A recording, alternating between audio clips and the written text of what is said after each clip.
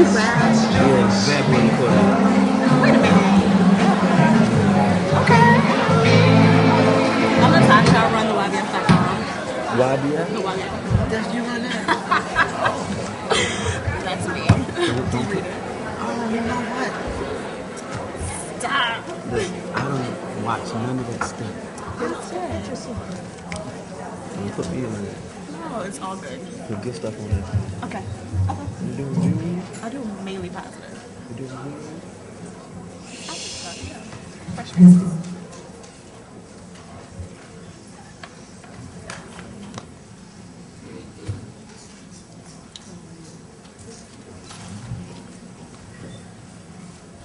Blasted out of my sleep 6 o'clock in the morning. Some maniac outside leaning on his car horn. Gotta go outside and teach him the proper etiquette. Neighborhood bad enough, can't let it get worse than it already is. You hear me? This is like interactive. This ain't HDTV. Y'all hear me? Yes, sir. I need my sleep.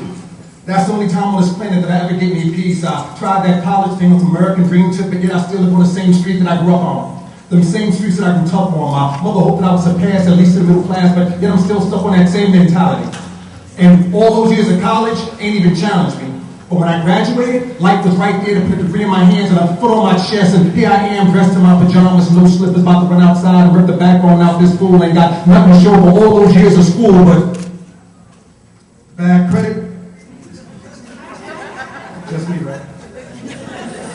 And even worse decisions.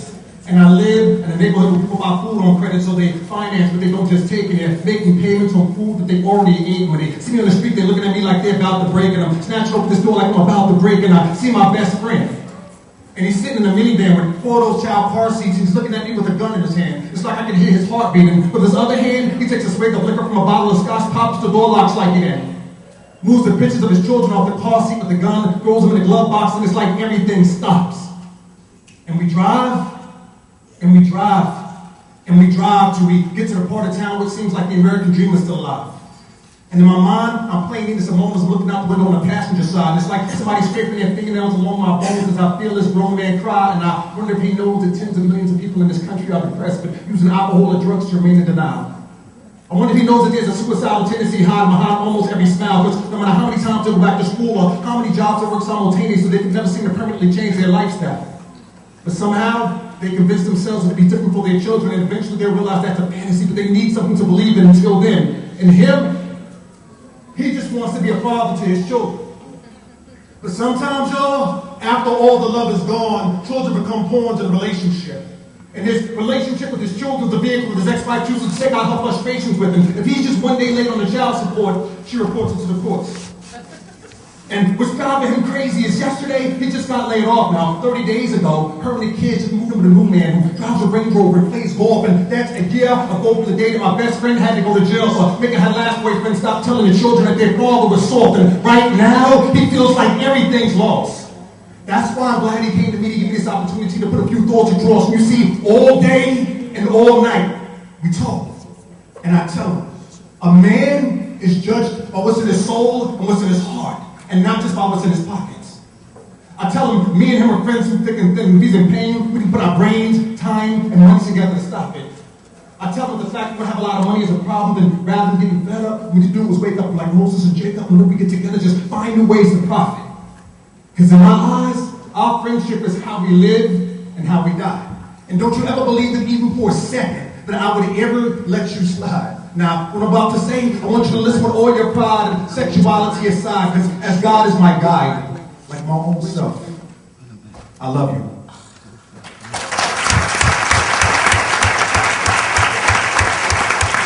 Let's hear it for Talim AC. Come on, a big round of applause for Talim AC. This is the second year that Talim has been with us. And of course, he left our audience spellbound, and we're so glad that he's joined us again this year. Talim AC is considered the central spoken word artist of his generation.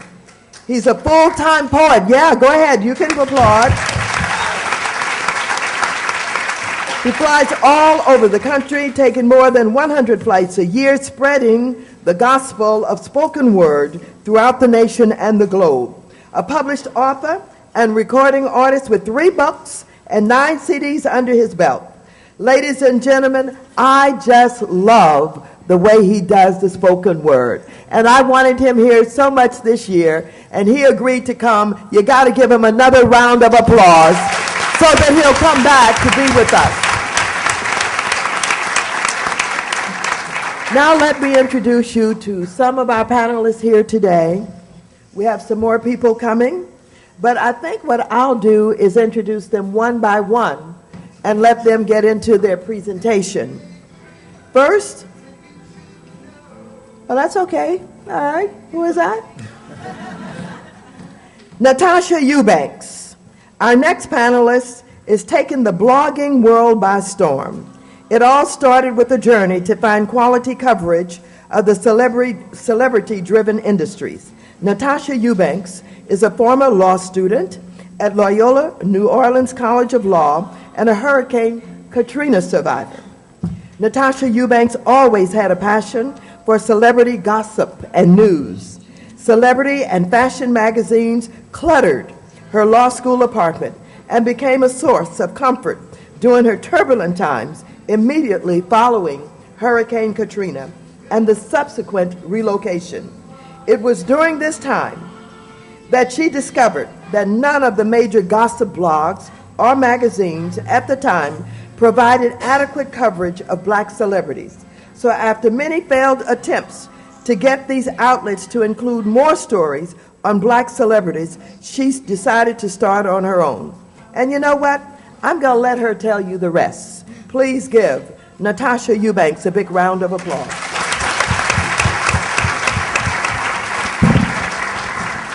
Hi, everyone. So last night I started my night. Actually, I was trying to end my night. Ended up going to the black party where tons of celebrities and sources and people were out and about. So I was still working. Partying and working is hand in hand these days. I sleep for about 1 hour, wake up, because I'm also an entertainment correspondent for Big Boy in the Morning, which is syndicated in over 40 cities. So I'm heard in over 40 cities on every coast. So at about 7 o'clock this morning, I wake up, get my stories together. I want to talk about how Lil Wayne's X is writing a tell-all and how TLC is incorporating Lil Kim in their group now. I'll dish all the gossip at 7 o'clock. I go back to sleep for 1 more hour, wake back up, and I do all the posts that I can for the day. Then I come here, and right after I leave here, I'm going back to work. Working and partying is one in the same for me, and it's a business that I love, and it's mine, and I do everything myself, and I'm here to talk about that with you.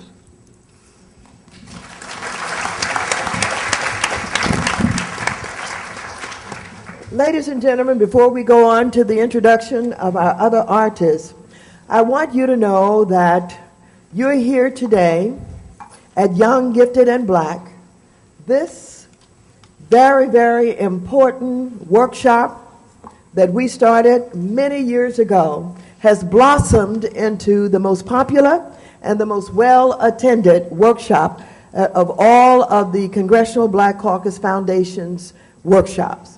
And the reason we started this was because we wanted to create a connection, dialogue between more mature people and younger people. When I first came to the Congress of the United States, I discovered that there was a lot of fear by many of the members of Congress about hip-hop, a lot of fear about rap music, a lot of fear of young people.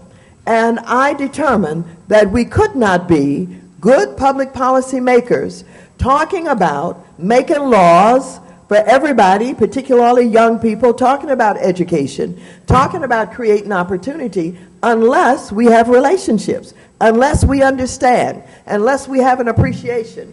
And so we started these workshops to bring public policy makers, more mature people, and young people together. And it has been fabulous, and it has worked. Now we have old members of Congress walking around thinking they know lyrics to hip-hop music and to rap.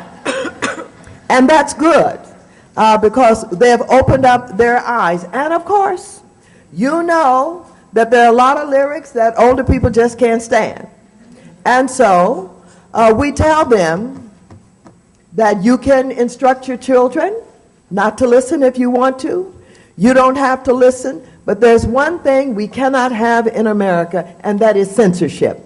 This is extremely important because a lot of people don't know what they're saying when they say, don't let them use those words. Don't let them write that music. Don't let them do this. Don't let them do that. Well, one of the basis of freedom is the freedom to speak out, the freedom to be able to have an opinion, the freedoms that are guaranteed by the Constitution of the United States. It did not say it's all right to do those things that other people like.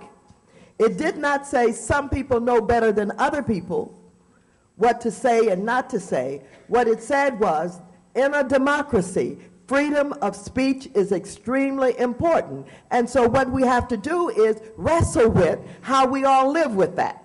How do we live with that? There was a time when people of color, particularly black people, could not have an opinion, could not read books, could not talk about what was on their minds. And so, as this Constitution evolved, even though we were not written into it in the beginning, we were 3/5 of a human being. As it has evolved with all of the amendments, it is for everybody. And when you get nervous about words and lyrics, think about how you can separate yourself. Think about how you can engage others. You can talk about it. You can say that in our church, what we would like to do is have sessions on what we think should be creative rap, religious rap, whatever, but never join the crowd that says, censor them, shut them up, don't let them write, don't let them be creative, because when you do that, you diminish the democracy. You take us back to the time when there were certain people who could not say what was on their minds. And this is hard for some people. This is very, very difficult, and it is particularly hard for mature African American women, because when they say the B word, it just makes us mad. But I always tell them, so what are you worried about? They're not talking about you. And so, in living with trying to support democracy and the Constitution and be a good public policy maker, I get out on the front line on these issues, but I'd like to engage young people so that I can have the opportunity to influence them. And I think this is the power of older people, to be able to be trusted, to be able to be talked to be able to listen to what's on other people's minds. And if you're to ever have influence and to give direction, it is because you develop that kind of relationship. Now give me a big round of applause.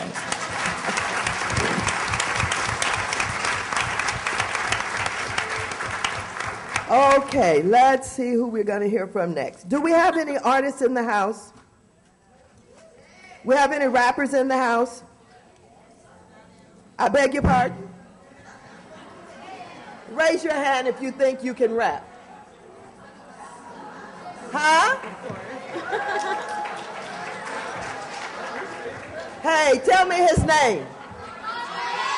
Come on up here. Come on up here. Come on up here.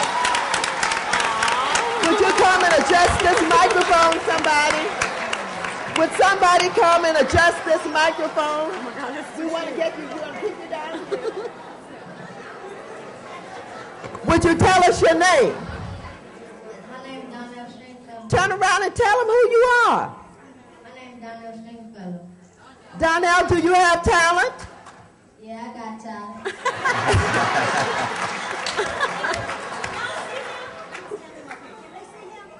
Can everybody see him?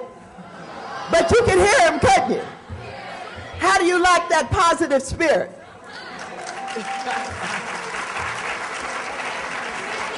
Now be careful, don't you fall down, because Marvin doesn't have any insurance, okay? Don't you like that positive spirit? You don't want to kill that spirit, do you? Okay, let us hear what you can do. Anything you want to do, go ahead. It's a shame I'm so young, I got these ponies on the block. Every time I come around, they be jumping on my job. It's a shame all I got these girls calling out my name is Lil D. Hey, coming round in the rain. It's silly how my money stacking to the Twin Towers. Got their name on their neck, but it ain't for their hours. Signing all the flash lines to different songs. Got girls screaming, oh, Lil D, I know you.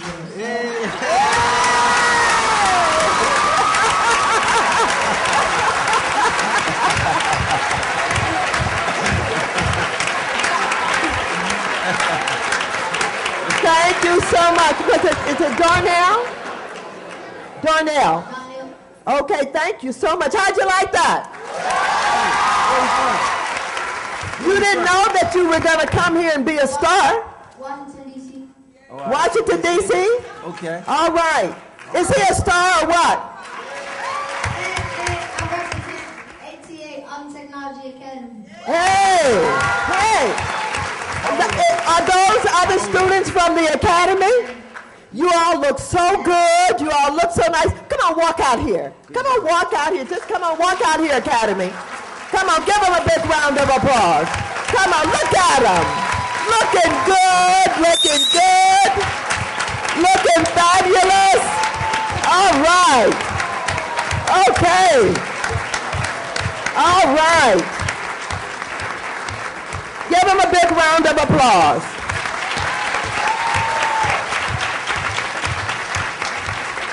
Where are the teachers with this group? You want to tell us about the academy? What's happening at the academy? Well, good afternoon, everybody. Hi. We represent the Arts and Technology Academy. We're a public charter school in Northeast D.C. We're right on, we're right on East Capitol and Benning Road, and we're just trying to do wonderful things with our students, you know, taking them to Broadway, bringing them places like this to let them see the world. So we're lucky and we're thankful to have them, and we just thank all of you. Thank you very much. Thank you. You want to do one more piece before we wrap it all up? Anything else you want to do? Okay. Yes, okay, go right ahead. Everybody know me, cause my young D so fresh and clean. Him in the jar, y'all know what I mean for the fresh t-shirt and some true religion. It's okay, it's alright. I got something that you gon' like. Give me stress, win more, cause I'm ready to slap. Give me black, I'm black, and I just love be happy with that.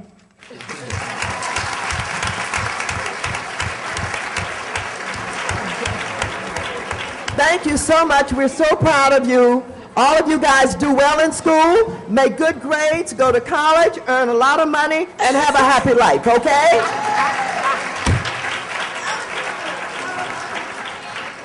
If it was that simple.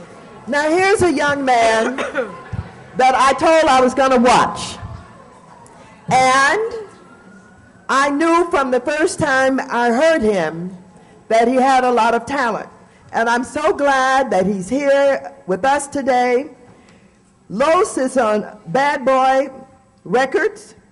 He's 27 years old. He's from Baltimore, Maryland. And let's hear what he's got to say today. All right, Los. Thank you, Ms. Waters. I appreciate that. My name is Los. I'm basically proof that there's a God in the sky, and He's good, and He blesses people. To even be here is an honor, a privilege to be here and speak with you today. Basically, I come from a place where a lot of opportunity is not given to you. You really have to have a lot of drive, determination, and tenacity to be able to make it out. And they automatically assume that because you're from a certain place or a certain situation that you're not able to articulate on a certain level. And being a rapper, I get that a lot. The last time we was here, we had a big debate on hip-hop about what should be said and what should not be said. And I guess I addressed those issues so well that I had a return call, so God bless that. So basically, I'm here for any questions that you have to ask, anything you would like to know, any aspiring artist, Lil D, so fresh, so clean. I love that. So basically, you know what I'm saying? I'm here for you. So whatever you have, you know, I'm here for you. Just let me know. And I'm here because of people like Lyte. legends. I'm next to Lyte, y'all. Come on, I'm next to MC Lyte. Give it up. What you know about that? Well, Los, we're glad you're back, and you know we're not going to let you get away without demonstrating to us at some point what rap is all about, how it makes you feel. Most certainly. And we're going to get into that, but you're right. We're going to, at this time, introduce a very important woman, MC Lyte.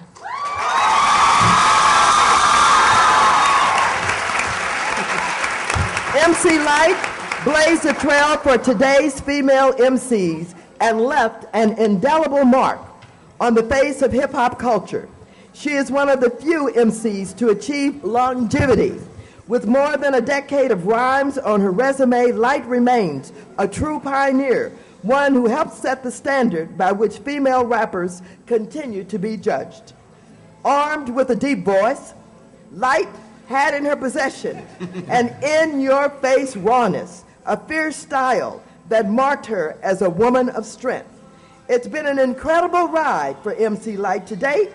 MC Lyte has released 10 albums, 9+ greatest hits, and has co-written and performed the television theme songs for Fox's Dark Angel and BET's Holla. Lyte shows no signs of slowing down on the music, film, or television scenes. Lyte is also very active in many social projects involving herself in anti-violence campaigns, Rock the Vote, HIV awareness, and contributing her time and expertise to several nonprofit organizations. Ladies and gentlemen, you've seen her on television and film, and she continues to reign in the world of hip-hop. Please welcome artist and activist MC Lyte.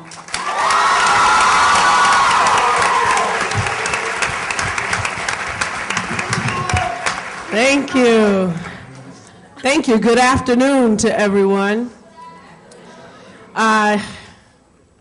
I don't know, it's something about grabbing a mic and rapping that comes so easy, but when it's time to speak in front of groups of people, I like to be really prepared, yeah? So I wrote a couple of notes down that I wanted to share with you all. What do 3 out of Americans on welfare have in common with 85%, and don't let the numbers scare you, it's just knowledge, 85% of unwed mothers, and with 68% of those arrested in the U.S. annually? Anybody know the answer to that? Okay, well, they're all illiterate. In this decade, only 68% of students who enter the 9th grade will graduate from high school. And 1/5 of those high school graduates won't be able to read their diplomas. I am speaking about an epidemic of illiteracy. Now, there are many problems facing our communities today, and it's not enough to solve people's problems for them, right? You want to give them the tools so that they can solve their own problems, and as new problems arise, because that's how life does, it throws new stuff at you all the time, you're able to solve those problems yourself. The power starts with literacy. I know that people can dream big, and I love this program in this school that you just spoke of, sister, because it's called exposure.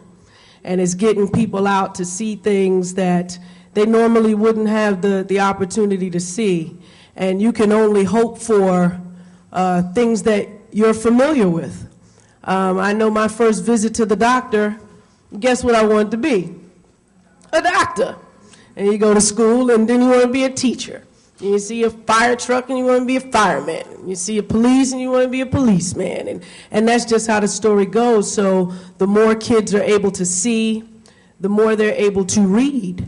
They understand that there are no limits, there are no limitations. I also know that as a kid growing up, you may hear a lot that when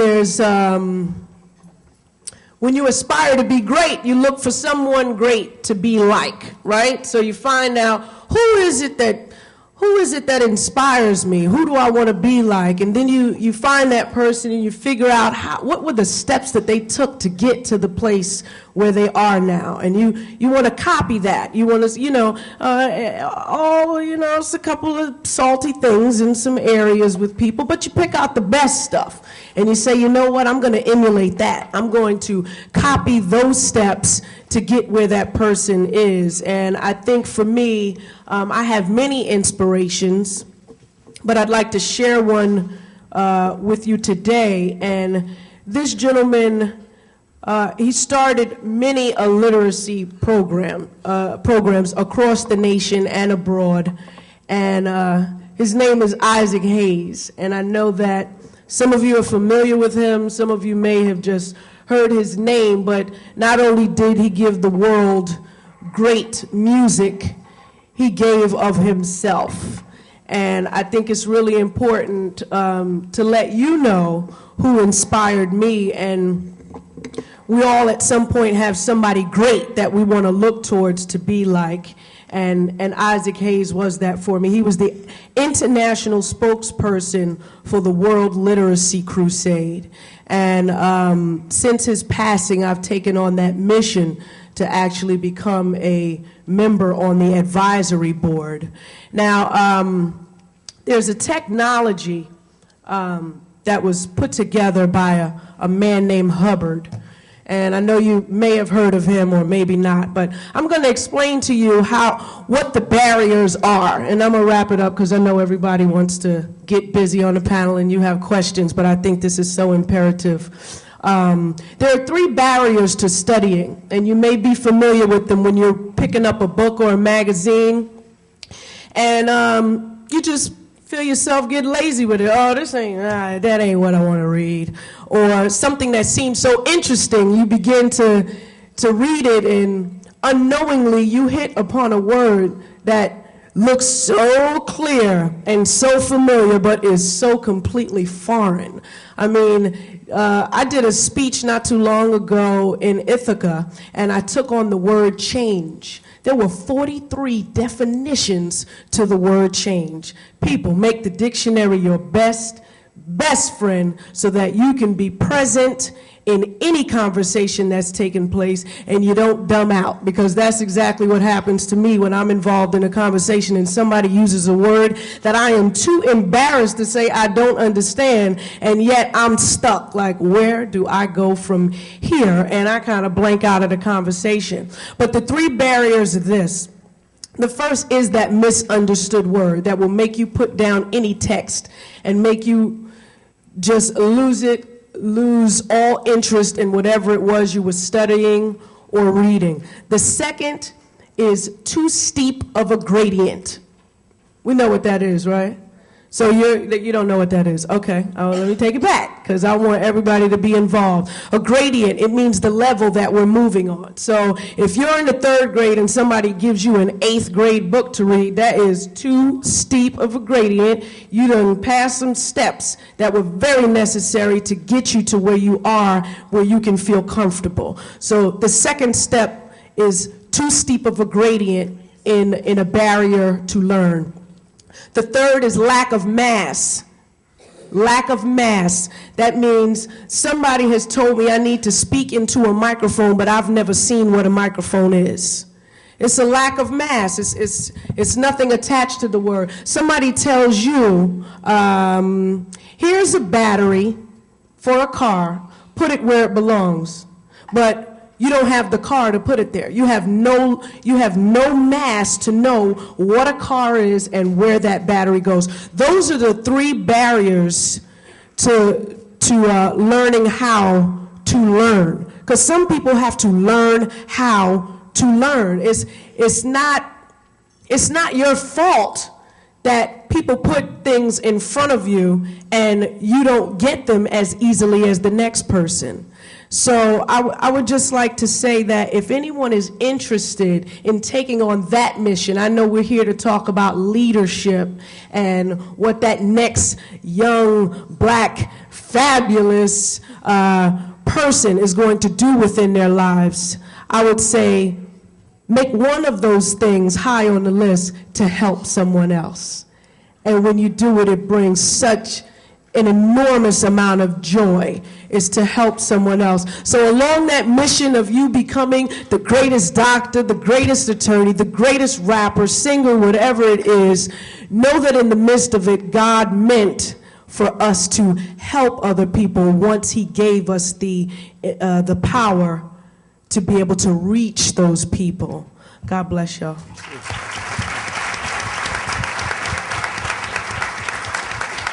Words of wisdom. Thank you so much. That was kind of long, I'm sorry, real wordy, but you know I had to. No, it was great. Give a big round of applause. MC Lyte. We're expecting some other artists to come. I'm told that Raheem Devon is on his way, and Eton Thomas will be joining us. Meanwhile, I'm going to make some introductions. The Nielsen Company. Would you please stand up, Ms. Cheryl Pearson McNeil, Senior Vice President, and the 4th year as one of our sponsors now. How many people had one of these bags? Have you looked in the bag? Pretty nice gift, huh? What do we have in the bag? T-shirt? What else? Oh, you got some information about Nielsen. Do you know what Nielsen is? Okay, I'm gonna help you learn in just a moment. You got a pen? Good. You could use a pen, couldn't you? You're always losing them, aren't you? Me too. Give me. Now, we're going to ask Ms. Cheryl Pearson McNeil to please come forward and tell us, what is the Nielsen Company? What do you do? No, I won't. I know I had it. Hey everybody, how many of you watch television? Okay, yes? All right, how many of you go grocery shopping or have parents who go to the grocery stores? Okay, not everybody. Some of them ain't eating. I was going to say, not everybody. How many of you read books or listen to music? So I think a combination of all the above, we at the Nielsen Company measure what you do, basically. So we're the people who tell you what those top television shows are on TV, the top 10 shows and the top cable shows. We're the people who actually know when you go out and buy something at a grocery store, what black people buy versus what white people buy, what women buy versus men, what you buy in drugstores or what you buy at Walmart or superstores. The purpose of what we do is we provide our clients with this information, and they take that information and they use it to either attract your business. So what that means is that those of you sitting in the room who do any of the things that I just mentioned, you have power. How you spend your money, how you spend your time is incredibly powerful. And people who count on you for your business deserve to know what you're buying, what you're reading, what you're listening to. So if you ever have an opportunity to share that information, if you get a call from Nielsen, if you get a packet in the mail asking you with a couple of crisp dollar bills to participate and be a Nielsen home, we really encourage you to say yes, because the more we know about you, the more we are able to communicate that to the people who want to reach you, and the more voices we hear, and the more power you have in those decisions. So in a nutshell, that's what we do. And I want to say thank you very much to Congresswoman Waters for being an ongoing supporter, and the love is mutual. We've been here now for 4 years.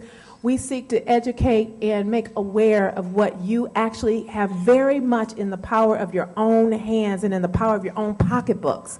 And don't ever, ever let anybody have you take that power for granted, because it is yours and nobody can take it from you. Thank you. Thank you. Thank you. We have other sponsors.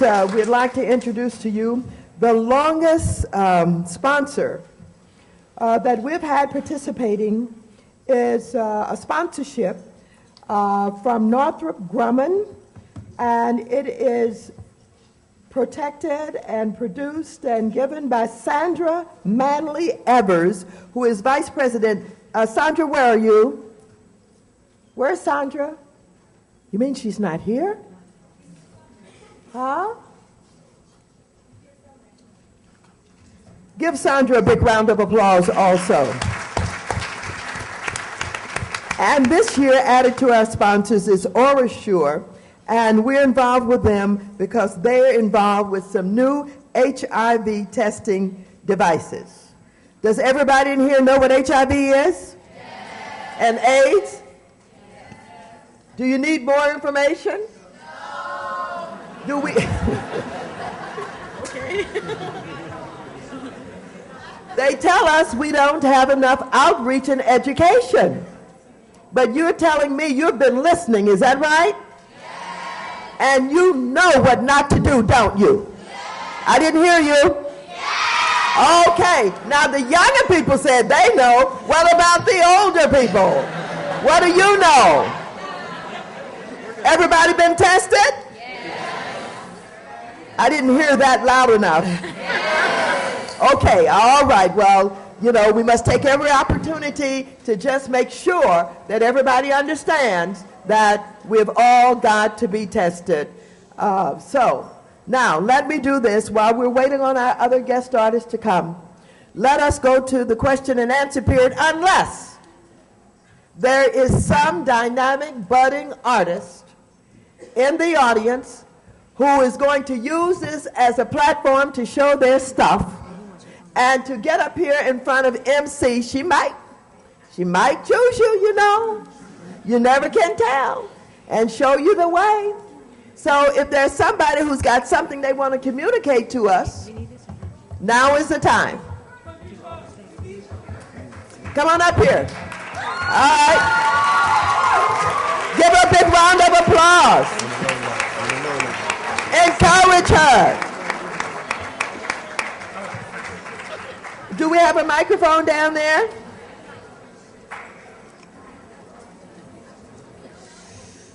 See, MC, you're inspiring the women artists, the young ladies. Fantastic.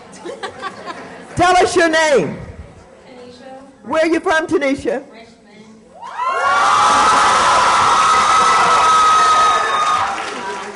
Richmond is thick. Real thick. Hey, deep. Yes, Tanisha, go ahead.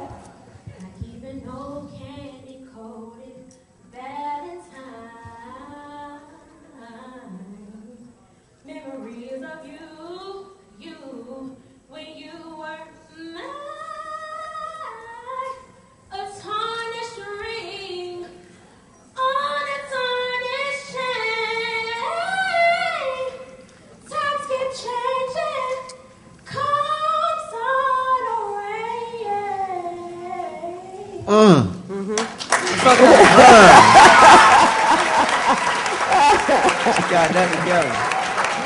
Come on, give her a big round of applause for Tanisha. Yeah. Come on. All right, we got some inspiration going here. Okay. We're in the house. Go ahead, baby, do your thing. My name is Lily Jones, and I'm from Virginia State University in Petersburg, Virginia. Time on my hand since you've been away, boy. I ain't got no plan, no, no, no, no. And the sound of the rain against my window pane is slowly driving me insane. Oh, okay. Hold on. All right. Hold on. Okay, all right. They cheating. You singing classics. Y'all singing classics. Y'all cheating. Y'all already got us like on Apollo. You just come sing a classic and we just all clap. Y'all cheating. Well, Lois, what should they be doing? I mean, they doing what they do. Huh? I'm enjoying it. I'm a fan right now. You having a good time? I'm enjoying it. Well, let's hear from you. They don't want that. Oh, yeah. Oh, They don't want yeah. that. Come on, let's bring Los on. Los. How did you Los. How did you want it? Los. My swag too crazy right now. Hold on. Trying to be distinguished. All right, hold on. Let me see something. Hold on. Let me see something. Hold on. Let me take my gum out. Be professional. Hold on. Oh, you want to do something? Yeah, you better go first. When I go. Get this lady a microphone.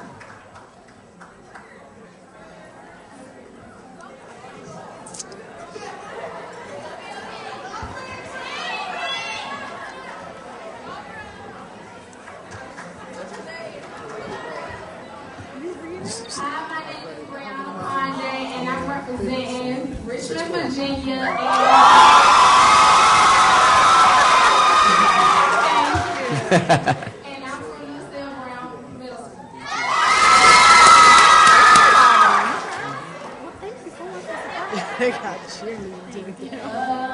Amazing grace,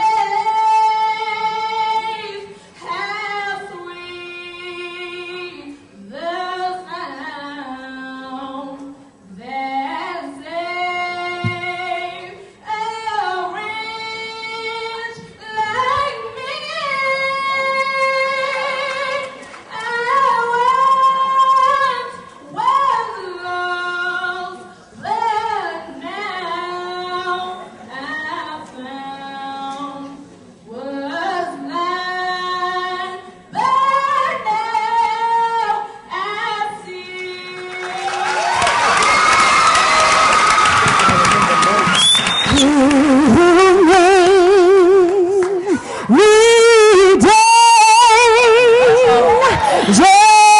Just hurts and slurs. I'm just playing with you, baby.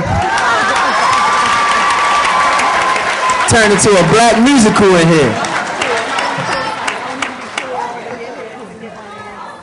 All right, Sandra. Huh? What did you say? I love when men actually appreciate it because sometimes I feel like I'm being way too girly. But Los? surprisingly, It's getting thick in here. Huh? The competition is thick. That's right. That's right. Let me see. I'm gonna go another route. I'm gonna go a different route. I'm gonna Okay, go a different route, right? How many of y'all are in school right now, currently in school? Okay. Since we're here, we might as well educate, right? Right? Y'all know it's a joke, right? All right. We might as well educate since we're here. So let me see. I'm gonna do a rap that I made. It consists only of letters that begin with A. I mean, you know. So, if you're in school, make the dictionary your friend, like Lyte said. I'm gonna do it slow. My alphabetic arsenal and awesome arithmetic are actually attributes adding artistic apprenticeship. Absolutely an animal, accurately articulate, academically acrobatic, attaching the apparatus, advancing, attacking, average assassins, and agonizing antagonists, analyzing, analytical analyst, analysis, algebraic astrologist, approximately astile, accomplished archaeologist, anatomically agile, excessive aberration, abrasive allocation, abandon the agitation, abstract aerial aircraft aviation. Thank you. I said, my man told me, death ain't nothing but birth in reverse. So if you end up hurting me first, I throw the hearse in reverse, and this person verse in reverse without rehearsing it first. Because my verse 2 hurt you worse than my first 2, but my verse 3 worse than my first 2. So to verse me, a virtue, verse and a virtue. Remember when I split that verse in reverse? That verse is killing me. You want to be the first to verse my versatility? Yeah.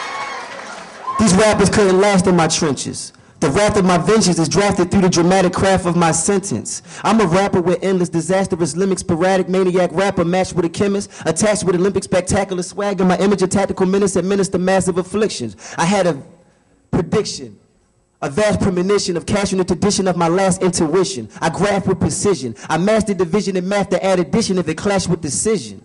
I had to flip the script. I'm sick of babbling graduates of that of a battered arithmetic. Vigorous heart, I'm ridiculous smart. Your intelligence ends where my curriculum starts. Centrifugal force of art multiplied by thought equals a fraction of the adjective describing my part. I'm the critical, criminal, political pinnacle. You're a minimal, cynical interlude. I will finish the minute you send it through. I'm the dentist, the minister, the minute they send it to. I replenish the sentence with a pen in the interview. And again, it's for hindering pretenders and ripping dudes. Reversal to progression. Plus, I stay on beat like I just got took off for a personal possession.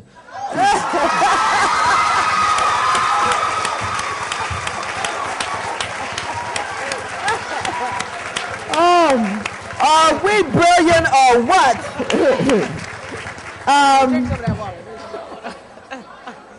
See, we smart, man. We smart. We can't have them lead us to believe that because you're a rapper or because you aspire to do certain things that you're not intelligent. Anytime someone says something like that to me, because I don't dress like this every day, but when they judge a book by its cover, they think we can't articulate on a certain level. I just tell them, look at your president.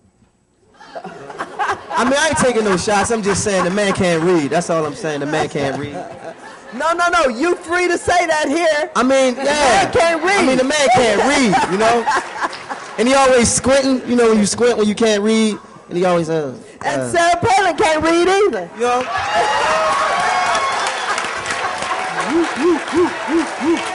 Make sure y'all vote. Make sure y'all vote. Obama, 08. Make sure you vote. MC Lyte said it's about 48 definitions to the word change, right? We can at least start with one of them. Obama, 08. Yeah. That's the first definition of change. Yes. Wow, is that brilliant or what? MC Lyte? Yes. We're so pleased to have you here with us today. We appreciate your words of wisdom. We know that you won't be able to stay with us long, but we sure would like to have a little inspiration from you. A little inspiration. A little inspiration. So much to pull upon, huh? You know what? I think the most inspiration that I have on my heart to give right now is I feel like this, much love to everybody in the room, but we all recognize that this is the corner that once we're older will be taking care of us. Yeah. And the decisions that we make now are totally going to affect them, and the decisions they make later are going to affect us. So I would just say to the corner,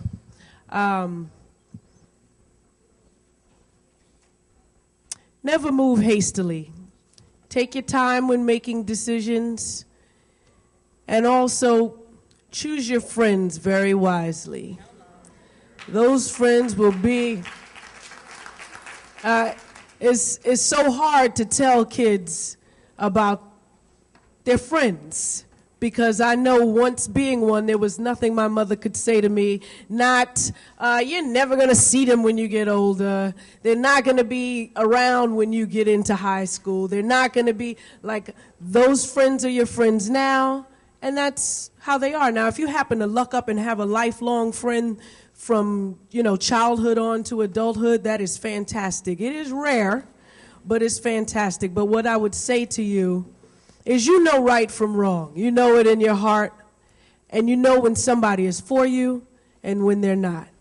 So I would just say to you to choose those friends wisely, because the friends that you keep around you basically reflect who you are. And it just takes one bad decision for a friend to make for you to feel the repercussion of that. Or let me take it down a notch. Your friend messes up and you're in the spot with them, you're going to feel the heat just like them. And I know a couple of young guys right now doing time because they were hanging with the wrong people. So I send you lots of love, lots of blessings. God bless you, and I wish the world for you, and everything that you want or see for yourself, it is totally possible. Much love to you, and much love to the rest of the room. Y'all got it. Make it happen. Give a big round of applause. MC Lyte, thank you so much. Oh, man. Thank you so much for being with us today. Thank you for your very kind words of wisdom. We appreciate you. We love you. And we will keep up with everything that you're doing. Yes. Oh, you can? Can you take one question before you leave? All right, before, someone's at the microphone who would like to share something, but before you do that, because MC has to leave, MC Lyte has to leave, why don't we at least get one burning question that someone may have that they would like to ask of her before she leaves? Anyone have a question they'd like to ask? Yes.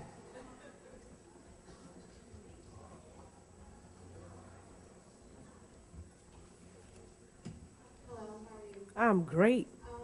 My name is April Halstead. I am a language arts teacher at Henderson Middle School, Richmond, Virginia. And I really just wanted to take a minute to commend you on doing all the work you've done with the literacies. I just want to also state that it's very important, something that you said, that it's the level of literacy as well, because the definition of literacy means a lot to different people. Literacy could mean reading on an 8th grade level, or it could mean reading at a college level. So I think that that's wonderful that you've taken it a step beyond that, and to say, you know, it's not just one word that you know the meaning of, it's, you know the meaning of, you know, several meanings of a word. That's what I'm trying to say. But thank you. Thank you very much. You know, what's funny is I think a lot of us take words for granted, too, that we've heard people use a lot, and you go, oh, yeah, that must mean what that means.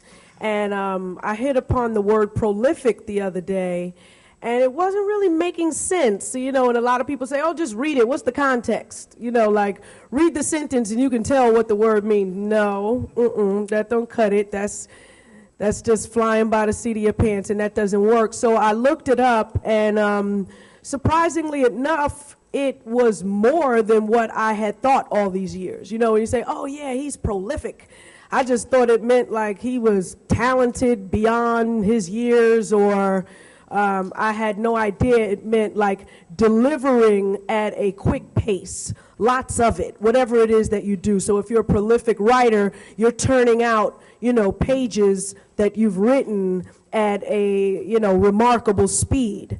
So I would say thank you for the comment, and also never to take for granted that just because you've seen the word before or heard the word before, in almost guessing the context that is being used in, that you know what it is. If it stumps you at all and if it doesn't make sense, go look it up. Thank you for that question.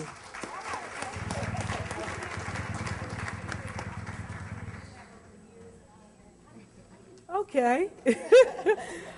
She asked, what did you say? I mean, I already have my answer, but to give the question again. Managed to maintain my spirit in the world of hip-hop with all the misogyny and all of the other stuff. You know, what's funny is I used to be the one to say, well, they use that B word and they use that, and I saw some old footage of me on Arsenio Hall, and he asked me that question, and in the interview I said, well, they're not talking to me. And really, throughout the years, I've taken on a whole new perspective, and they are talking to me because I am that woman. I am my sister, just like she is me. So it is hard, but I know that my mission is way bigger than any word that could possibly be said to me to hurt my feelings or said indirectly to me. So keeping my mission in mind, which is to enlighten others and help as many people as I can within this lifetime, I persevere. It's natural. Thank you. Thank you. God bless you. Thank you so very much. We're so delighted that you were able to be with us today. Sandra Evers Manley, where are you? Please come down here. This woman has supported us for the last 10 years. She is the vice president in a huge company, Northrop Grumman, and she uses her power to help so many people. I was in Los Angeles last week, and I went to a program that was held for women survivors of cancer. And lo and behold, there was Sandra Evers Manley, who was supporting these women survivors. And to tell you the truth, I was knocked off my feet because the room was just full of African American women who had been diagnosed with cancer. And of course, I'm very committed to doing everything that I can from a public policy standpoint to get the resources to make sure that we do the testing, the diagnosis, and to do the research. But thank you for what I saw and that support that you were given. Please say a word to all of our attendees here today. First of all, it's always an honor to be in the presence of a great woman, a true shero, and that's Congresswoman Maxine Waters. Now more than ever, we need to give our young people a voice, and she's done it long before it was popular. So I am just pleased that I'm able to support this forum, but most of all to support her as she helped our community throughout this nation. So on behalf of Northrop Grumman, I'm truly pleased to be here today, but most of all, I am pleased to see this great turnout and this great dedicated group of young people who can accomplish anything that they want. I was raised by one letter, and that was the letter L, and in it you find the word love. We've got a woman who loves us no matter if she knows our name or not. So again, I say thank you, Congresswoman Maxine Waters, and thank you, panel, for helping to lift us today. Thank you so much. Okay, it's going to be time for questions in just a moment. Now, who was that standing at the microphone who wanted to share something with us? What's your name? Lamont? Thank you. You're welcome. Look into the eyes of my frail grandmother. See, I wouldn't trade her for no other. And she whispers to me, they gon' kill him. 'Cause white folks believe in him. Just like they did King, made black folks fear his dream. Just like they did Malcolm X, and now this black man wants to be next. So don't vote for him, or you'll be condemning him to die. We both stood there with tears in our eyes for different reasons, for different things that we both believe in. And now in 2008, she want to take that away from me, from a country that once changed, from a black man that wants to prove that we are kings. But she wants to silence everyone. Because now she having flashbacks of the first time she seen a black man home, and she wanted to run, but her eyes wouldn't close. So she surrendered her hope.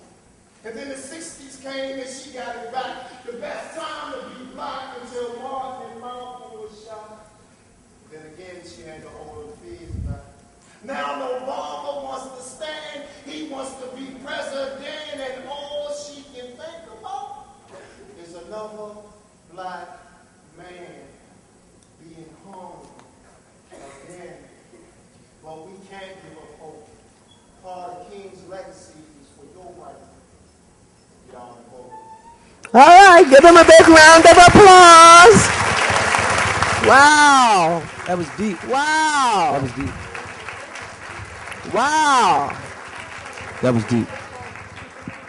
How you doing? That was deep. Yeah, we're ready for our questions now. Yes, ma'am. Okay. Kev, that was deep. Well, before we go into questions, I'd like to just frame a few questions. Miss Natasha Eubanks talked about blogging. Do we have any bloggers in the audience? Ah, not a lot of bloggers. Do you read the blogs? Do you keep up with the blogs? Do you like the fact that there is a new way of communicating and learning information on the internet? Are you using the internet? All right, Natasha, how'd you get started with this blogging stuff? Hold on one second.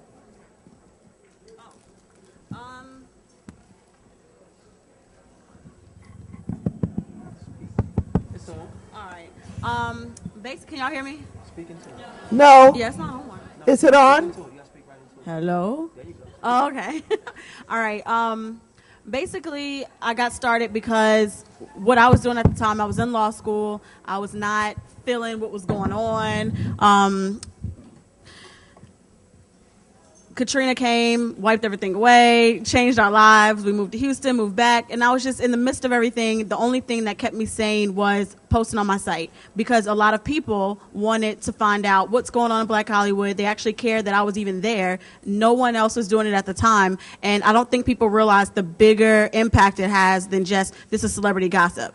And the way, my whole point of doing it was I wanted to change the way media perceived us as a black culture. Anytime you ever saw black people on TV was strictly, you know, I Love New York, or some chick shaking her behind on a video, and, you know, it was just all 99% negative. So why not do it ourselves, and why don't we put out there something that all you see is us on the red carpet, at the Emmys, at the Oscars, you see us at the, you know, Fashion Week, you see us, you know, even people break up, makeup, all that stuff, but for our culture, because that boils down in the long run so that the young people can see what they can aspire to, more than just being a football player, more than just being a rapper. You know, there's so much more you can do.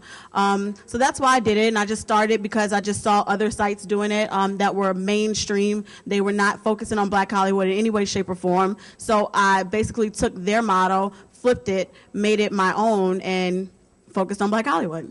And it's very easy. You know, I started off with free software, taught myself everything. I'm not a web genius, trust me. That's why I go through so much drama now. I have to hire technicians, and but you know, you just have to be self-motivated, I guess, have a reason to start it. Go research it, go find the free software to start off with, and it's just built up from there. I like a little gossip. How rich is Jay-Z? Jay-Z's pretty rich. He's actually, I think, number 3 on the Forbes list this year. Number 3 on the Forbes list? On the Forbes list, right, for entertainment. Oh, really? All right. And the main thing was his, I mean, you know, selling his Rockaware company for about $200 million, and he cut a lot of deals with Live Nation, and, you know, he endorses a lot of things, puts his name on a lot of things, the 40/40 clubs, things like that, all racks up money. So he's a lot richer than Beyonce? No. Well, yes, for right now. For right now. Oh, is that right, Lowe's? Yeah. Oh, okay. For right now. She know, Beyonce know what it is. Okay.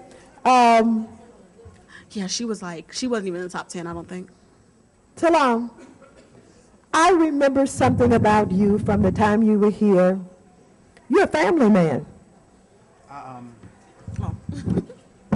I have 3 children, but I'm not married. Where'd they come from? Where did the children come from? How much time you got? Okay, well, tell us, how do you relate to your children? I mean, how are you a father to your children? My daughters live in Atlanta. My son lives in LA, which is why I'm out there often. Okay.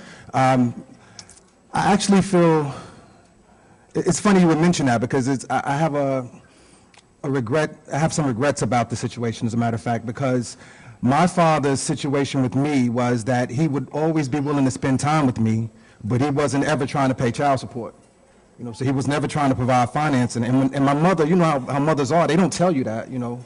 They just she wanted me to love him on, you know, his terms, whatever. She wasn't going to be like, you know what, he don't give you any money.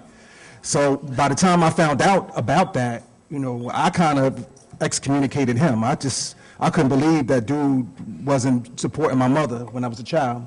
But my regret is that my situation is kind of the opposite, because I provide the financial support for my kids, but I don't get to see them like I would like to, because, you know, they're in Atlanta and LA, and I'm here on the East Coast. But my relationship with them is that I talk to them frequently on the phone, and I see them in the summers and so on and so forth. But I guess it's one of those messed up modern family type situations. I get along with their mothers, and like I said, I talk to them, but I would really like to see them more. Is there a lesson in anything that you have learned about this kind of situation where you do have kids and they're in different locations, and is there any lesson in any of this? I don't want to seem idealistic. I mean, obviously, I wish that I had only got married once. I wish I waited, actually. You know, I got married when I was like 24, and I thought that was, because I came, you know, where I came from, people get married in high school. You know what I mean? So I thought 24 was a long time to wait. And in my mind, I'm thinking, I didn't want to have kids when I was 30 and 35. I'm like, you know, they're going to be too old. You know, I'm going to be too old to play with them. You know what I mean? I didn't think when you were 20 and when you're 19, you don't think like that. If I could have done it all over again, I would have waited till I was about 30 to get married. Okay. You know? Okay. I mean, I think that was the major So error that I may be made. a little lesson. Don't rush Yeah. into marriage at a very early age. And the other thing was I only knew the lady for 3 weeks, so.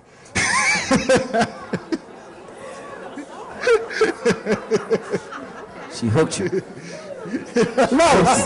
Los. It ain't just her fault, but I'm just saying. If I had given it more time and been more discerning and gave it a few years, I think I would have. She hooked you, man. She hooked you. She hooked you. I think there's a lesson in this. Los, when you first started talking to us today, you started talking about how people have certain preconceived notions about who others are, who come from certain places, who live in certain environments. What did you mean by that? It's just like, you know, they see you with a fitted cap on. And A what? A fitted cap, like a baseball cap? Fitted cap. Fitted cap? Like a Yankee cap? Fitted cap? Fitted. Fitted. Oh, Fitted. okay, all right. Fitted. Okay, all right. A fitted cap. Yes. You know, and they basically judge you by what they see, and they don't know, like especially over my way, they don't know it get deep. It can get real deep, you know. But life, I mean, I don't go around like I won't even say anything about music or anything unless I'm asked. I don't even, you know, that's not like the topic of my conversation. I'd rather talk about what's relevant. You know what I'm saying? And at the end of the day, people don't expect this. They don't expect for all this to come out me. You know what I'm saying? Sometimes I don't. So we both surprised, I guess. Does your music reflect your thinking? Yes, in a lot of different ways. In a lot of different ways it does. Because so many things occur, so many things happen. It's actually weird that you go through so many things and sometimes you think it's a setback. But if you gain something from it, if you learned from it, and some people might call it a mistake, but if you learned from it and you actually gained and got further and more knowledge, how could it possibly be a mistake? It was necessary. So when I look at it in my life and I look at different situations, I'm glad that I went through the things I went through. I'm glad I go through the things I go through, because who would I be? What would my story be? Who could I relate to? Who could I teach? You know what I'm saying? Who could I show that you can make it from there had I not? Would I even be here? You know what I'm saying? So I appreciate everything I went through. It got me where I am now. So All right. Definitely comes out through my music. Round of applause for our panelists. Okay, time for questions. If you would direct your question to the person you would like to answer it, go. Well, I'd like to direct it to you. Oh. I wouldn't have came here today because we lost the great Honorable Stephanie Tubbs Jones. Oh. And after working for Congressman Stokes 16 years as his entertainment chairman, coming to your workshops all these years, and losing my congresswoman, I didn't want to come today. But she was into hip-hop, and you helped influence her with Get Out the Vote. We had Governor Strickland talk about he wanted the hip-hop vote. So you made a lot of changes. I want to say we love you, and on behalf of the state of Ohio and the DJs Association and the hip-hop community in the state of Ohio, I say thank you. And you're our queen mother of hip-hop and politics. Let's give a round of applause, y'all. And I'm Silver B from the state of Ohio. Thank you. You're absolutely correct. We lost Stephanie Tubbs Jones, Congresswoman. It was a shock. It was so unexpected. And she had emerged in the Congress as one of the profound leaders, serving on the Ways and Means Committee, serving on the Ethics Committee, and as you know, traveling all over the country.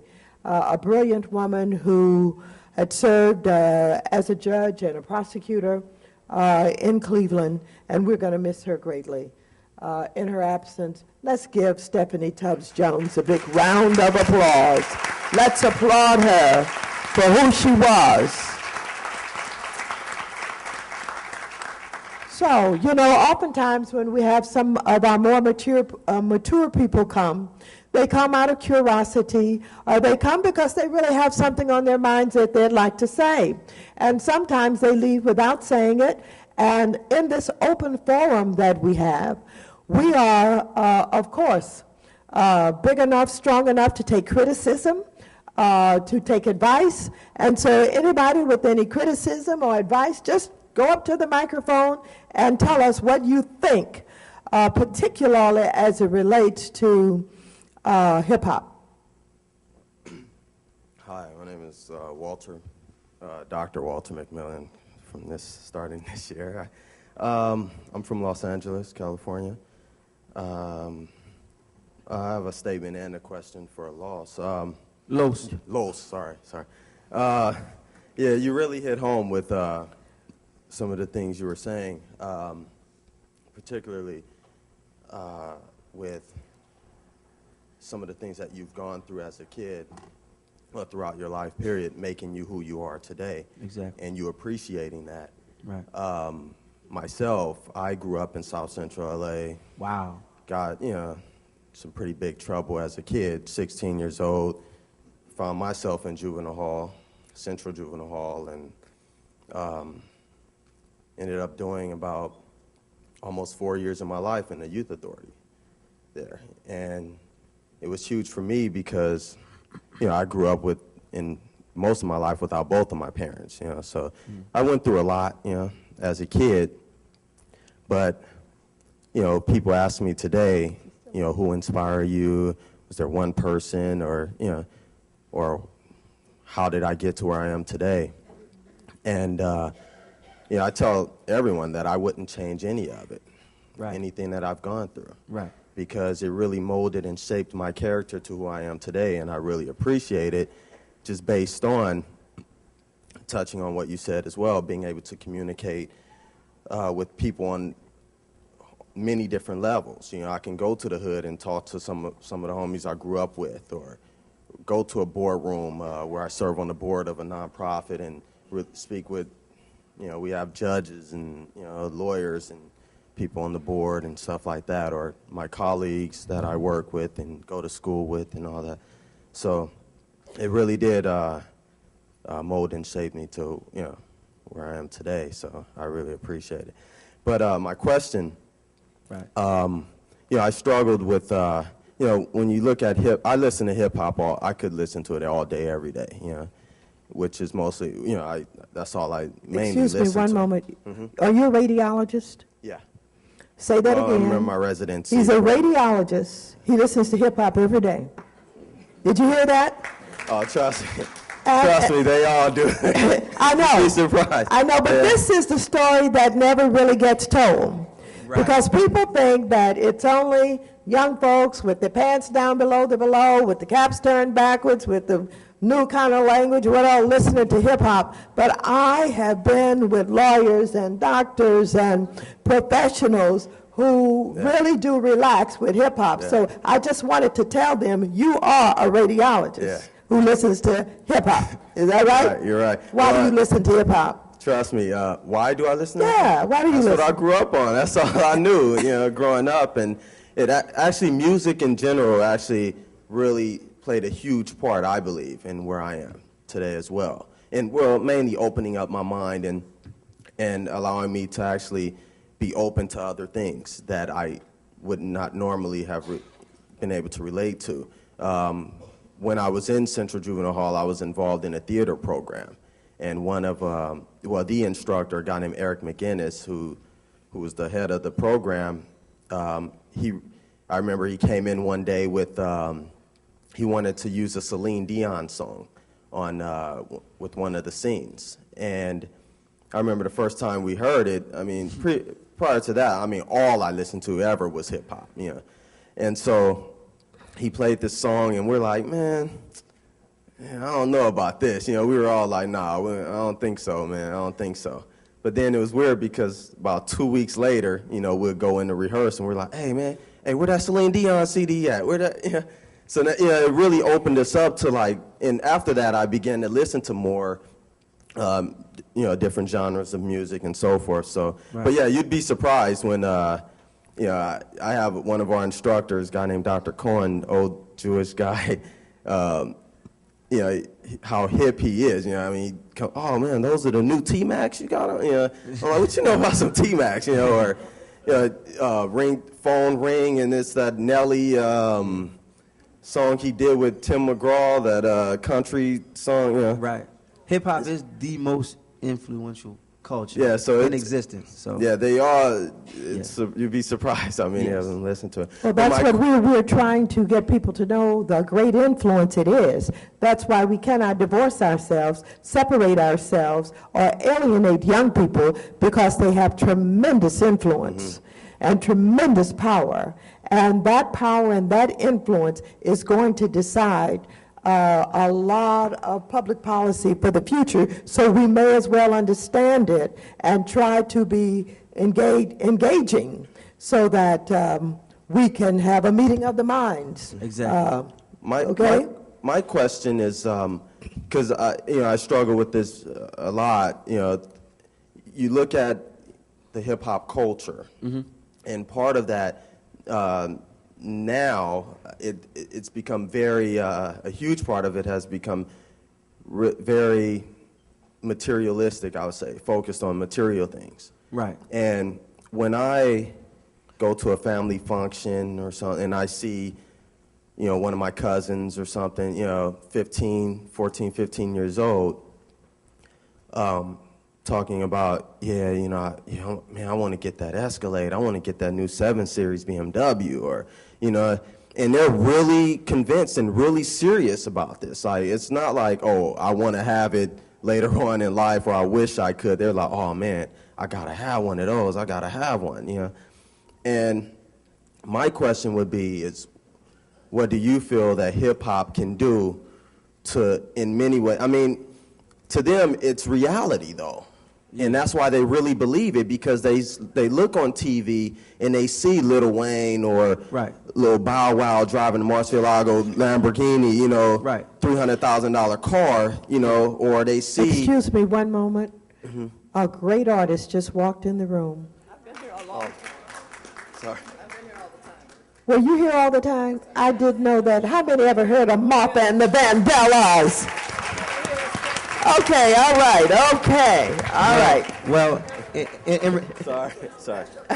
Well, in response to what you were saying, the reason I think, no, my thing is, what do you think hip hop can, or the hip hop community can do, or the artists can do to bring it to these kids because I know those things sells, that's what sells, but at the same time, what can hip hop do to let these kids know that that's not really reality? Like, Well, in all actuality, it's a different day and time now, and it actually is part of our reality now. You can be 15, 16 with an Escalade now, and you don't have to go about the negative or the wrong means of obtaining these things now. You got Soulja Boy, right? A lot of people talk bad about this kid, right? Understand this. I studied him. Yeah, I studied him. You know why? Because he was 16. Well, let's go back. He was 15 when he first started posting things on the internet. He was doing this himself with his home video.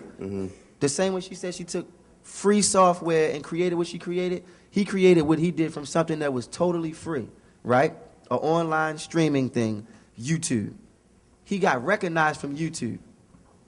Through that, the person that recognized him gave him a record deal.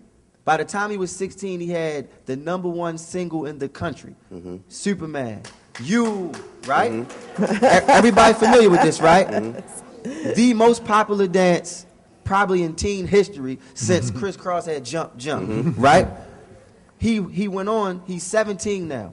He went on to get his own shoe. And understand this, not by Nike, not by Adidas, not by Converse, not by Puma, not by anything. It's his shoe. He has his own shoe. You know what I'm saying? Like Jay-Z had, he did Reebok. No, he has his own shoe. He manufactures his own shoe. Okay? I'm trying to stress this to you, right? Not only that, on YouTube, he gets 15 cents per view and 10 cents per comment. For all you who don't know this, right? So when people log on just to hate on him, he getting paid. So check this out. Check this out. He has over 400 million YouTube views. Okay? 15 cents. Yeah, paid. Over, you can't even, for every video, he has thousands of comments. 10 cents. He's a marketing genius at 15 years old. So the possibility of your nephews and your family members wanting Escalades and Murcielagos, you know, when they 15 and 16 is possible. Bow Wow got a Murcielago, a Phantom, a GT. He brought his mother a mansion. He take her shopping at Rodeo. This boy just turned 21. You know what I'm saying? Mario from Baltimore, same thing. Good friend of mine. It's possible now. So what we have to do is we have to teach them that, yeah, it's possible, but it's not everything. Yeah, true. It's not everything. Murcielagos ain't everything. Education is everything. Knowledge, wisdom, and understanding is everything first. Because you can have all those things, like MC Hammer, and then lose them. I wanted to kind of add on to what he was saying. You were talking about how hip-hop is now, but I don't remember a time when hip-hop wasn't materialistic. You know, and even if you go back to Rappers Delight, they was talking about driving in an OJ, and we'd be like, they got an OJ? You know what I mean? If you go back to Lottie Dottie, I mean, he dropped more brand names in Lottie Dottie than you ever even hear today. The originator of brand names. Yeah, I mean, Slick Rick. I mean, he went to everything. And I think it's really indicative of our culture. I think it's indicative of, like, just being the have-nots and always wanting more. And then we pay attention to what's flashy, what's fly, what's fabulous. And when Malcolm X and you know, when they would go around and do speeches, I mean, he was keyed into it. I mean, I don't know if you remember, but they always wore Brooks Brothers suits because he felt like people were going to respond to that. They pulled up in limousines. I mean, they were the first people to have the whole entourage with like 4 limousines pulling up to the college just because Malcolm was going to speak. Right. You know, it's just, I don't know, fortunate or unfortunate, it's indicative of our culture. And for whatever reason, maybe it's because of where we've been placed on the social structure and what we aspire to. But we've responded to it, and because we've responded to it, people use that. Long story short, we've been fresh. You feel me? Forever. We've been fresh. We the originators of fresh. When we had nothing, we created fresh from nothing. So they basically take what we create and they capitalize off of it. Now it's our turn to capitalize off of the things that we create. We was rocking T-shirts with long johns underneath of them. Then you go in Walmart, now you got the long john built in a T-shirt. That came from us. We've been fresh. We still fresh. All right. Good afternoon, ladies and gentlemen. My name is Sumter James. I'm coming from Florida. I'm a program director for a moderate risk juvenile facility down there.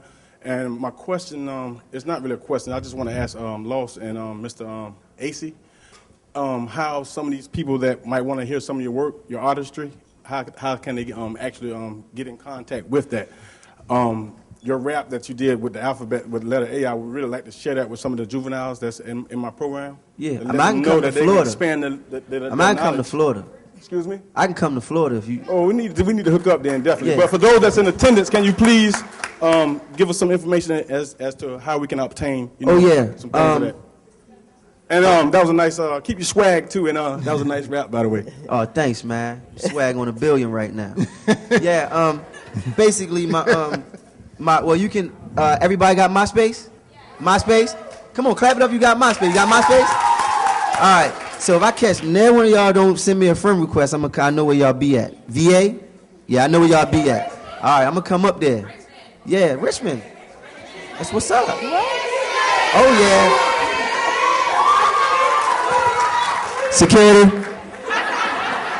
No, but on MySpace, if y'all got a pen or if y'all want to write this down, y'all want to get that? I'm going to let y'all gather your things for a second.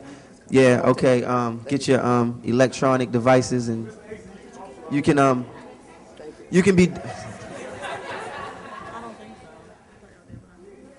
Okay. www.myspace.com/Los, L-O-S, Bad Boy, B-A-D-B-O-Y. Los Bad Boy, L-O-S, B-A-D-B-O-Y. I have several things on YouTube. Everybody knows www.youtube.com. But then when you go to the search box, you can search my screen name for all my stuff to pop up, which is Bad Boy ENT 23.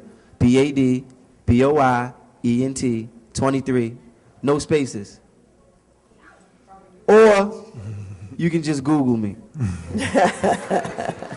My, Baltimore. I'm everywhere. Yeah, my website is talamacy.com, TAALAMACEY.com. I think I have enough flyers, actually, for everybody here, but they went to get them. And in addition to that, so you can get to my MySpace, but it's myspace.com/official talamacy. But you can get everywhere from the website. And if you want the work, I have some CDs here. I would love to sign one for you if you have a mark or something, if anybody, would want one, or just order it on the web. Very good. If you want to check out the YBF, which is my site, celebrity entertainment, fashion, everything up to the minute, it's theybf.com, THEY, B as in boy, F as in Frank.com. And it's Young, Black, and Fabulous. And it's also on MySpace at myspace.com/YBF blog. I should be on that soon, so we're going to talk about that. Yo, to take you back, I remember when... I'd like a chance to speak so I can sit back down, if you don't mind. Oh, yes. Sure. Councilwoman from Detroit, Michigan. Mama, go right ahead. Greetings to the Honorable Maxine Waters. Thank you for letting me be a part of this seminar and gathering here at the caucus.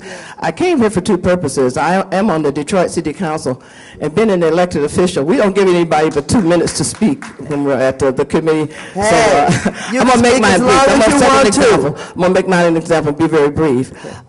When I was inducted into the Rock and Roll Hall of Fame in 1995, in an interview, I was asked, did I like rap? Did I like hip hop? And I said, no. I didn't like the profanity.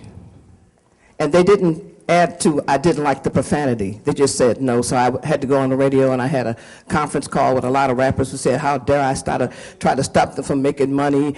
This is an industry just like Motown Records. Excuse me, son. Okay. He's distracting. There's some teachers who sent out a list of bad words to their students, and they're making apologies. Are you aware of that? No, I'm not. Okay. There was some teachers who gave a list of bad words to their students because they want to expose them to the world. I love the freedom of speech of our Constitution. I love that. But I do think that you curse the whole world when you speak profanity and for no particular reason. So as an artist who made records, and I'm here also for AFTRA, American Federation of Television and Radio Artists. I'm on the board of directors, and I'm with the branch in Michigan. And we need to get paid for our records when they play them on the radio. When I say records, sometimes kids look at me and say, 45s, all y'all had guns? I said, no. I said, those are the little records that were like donuts, had the little distant one in the middle. It said, that you put on the record player. I said, what's a record player?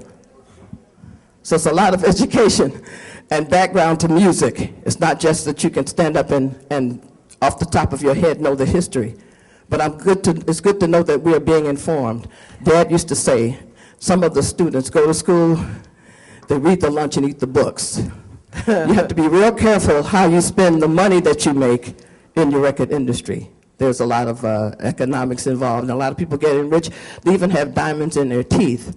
But it's all about educating and giving back. And I love the fact that your panel was clean today, and that the information that we was given was on a level, a human nature level, and we'll help each other if we keep working with one another. And I would really like to see a censorship on profanity. Okay, all right. Let me tell you, I thank you for being here. You're one of the wonderful, talented performers of our time. The issue that you referred to about whether or not artists are getting paid is an issue before our Judiciary Committee. And I called Stevie Wonder, who happens to own a radio station and be an artist himself, and I said, okay, which side of this argument are you on? He said, I think everybody ought to be paid. Okay?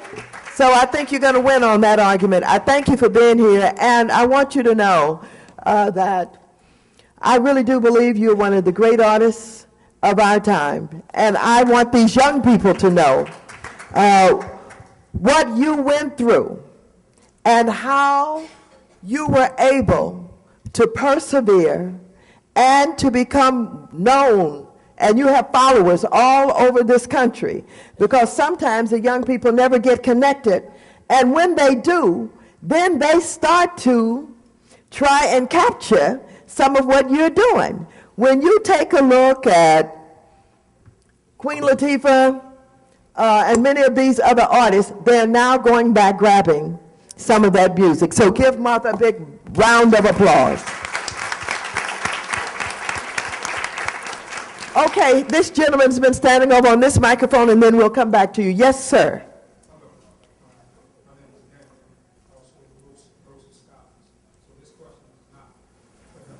I just got a general question.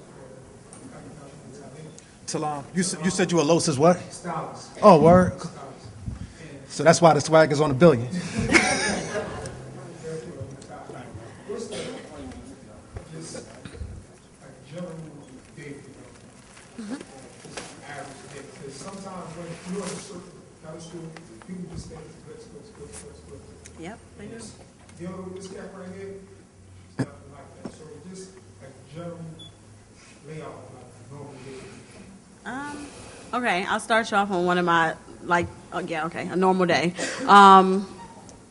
Wake up around 6 when I went to bed at probably about 4, and I'll talk about that when I get there. So 6 o'clock, 7 o'clock sometimes, wake up, get my stories together to do the Big Boy Morning Show. Right after that, about 8 o'clock, I'm starting to post on my site. I post every single hour. I work 100% alone. So everything I do everything you see is written there by me. So every hour I'm researching the internet. I'm getting all the stories. I have sources all over the country. They email me nonstop. I get about 500 emails a day. I check every single one. I answer everything myself. So whenever you hear stuff from me, people always get shocked. They're like, "Oh my God, is this really you?" Yes, it's me. Because I'm a control freak. I don't like people doing everything for me. So I try to do as much as I can myself. So I talk to my sources all day. I'm doing interviews with celebrities, talking to celebrities' managers, celebrities' publicists, getting info from them.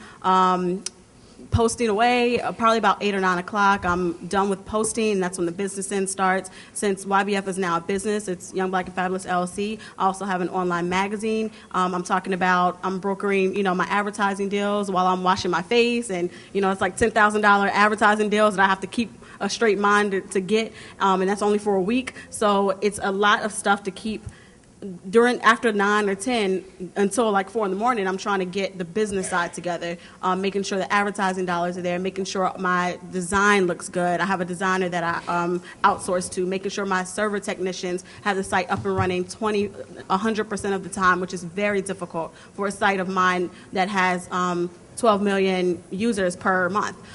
So it's a nonstop, all the time deal, and it's definitely not glitz and glamour. The closest thing to glitz and glamour I get at this point, I don't even like going to parties. I don't even like doing, events, because it's all work. I'm there to, you get VIP, they're bringing you in, they'll fly you down and give you cars and limos, but I'm there to work because my money comes first. So I'm trying to get all the best information I can. I have to talk to everybody I can to get the exclusives, and so it's all work. So it's definitely not 100% glitz and glamour.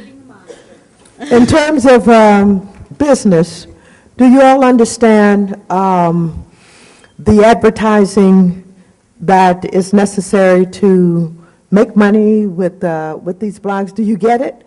When she's talking about her ads, $10,000 per week, you understand that's how the money is made? A lot of people don't understand that really. Well, when I say advertising, I'm not talking about me advertising. I've never put a dime into advertising the site. Everything has been 100% word of mouth since day one, or just people just logging on because they're nosy. They want to see what's going on in Black Hollywood, and that's great. But other than that, I don't even put myself out there to say, hey, come advertise with me. I don't have to contact Bad Boy. Bad Boy contacts me every other day to run ads of their Bad Boy artists on my site. Every major record label contacts me at least once a week to run an ad on my site. I work with 7 different ad agencies, and that's how a lot of people now, I don't know if you all know, but online is basically going to be the main form of media when it comes to print, like print magazines, print newspapers. All that's going to be out the door by 2010. Everything will be online. So now all these major labels, major movie studios, major everything, they're moving to online advertising almost exclusively in some terms. So the money is outrageous. You would be surprised of how much they would advertise. Like I said, $10,000 just to put a skin on my site, just to put a picture on my site for a week. And tell them why they pay you that kind of money to advertise on your blog. I know for mine particularly, it's a niche blog. I reach a demographic that is the largest consumer base in this country, and that's 18 to 35-year-old black women.